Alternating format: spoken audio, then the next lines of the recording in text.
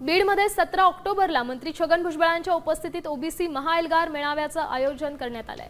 या मेळाव्यासाठी जोरदार तयारी सुरू आहे। छत्रपती शिवाजी महाराज चौकात मेळाव्यानिमित्त होर्डिंग्स लावण्यात आले। या मेळाव्यातून भुजबळ सरकारला काय इशारा देतात हेच पाहणं महत्त्वाचं ठरणार आहे। दरम्यान या मेळाव्यासंदर्भातली पूर्वतयारी आढावा घेतलाय आमचे प्रतिनिधी योगेश काशीद यांनी। पाहूया।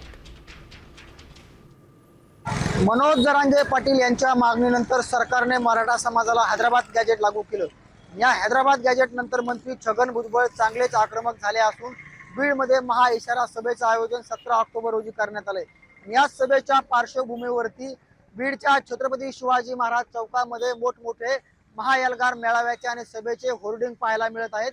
हीच महाएल्गार सभा बीडच्या छत्रपती संभाजी महाराज क्रीडांगणावरती होणार आहे आणि या सभेमधनं छगन भुजबळ सरकारला काय इशारा देतात हे देखील पाहणं महत्त्वाचं असणार आहे। मराठा वर्सेस ओबीसी संघर्ष पुन्हा बीडमध्ये तापण्याची शक्यता वर्तवली जात आहे आणि सरकारमध्ये असताना छगन भुजबळ यांनी बीडमध्ये येताना मंत्रिपदाचा राजीनामा देऊन यावा अशी मागणी मराठा समाजाकडून होत आहे।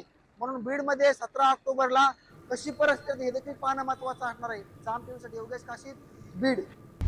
आता isakal.com आहे देशातील नंबर 1 ची मराठी न्यूज वेबसाईट। प्रत्येक अपडेटसाठी isakal.com ला नक्की भेट द्या।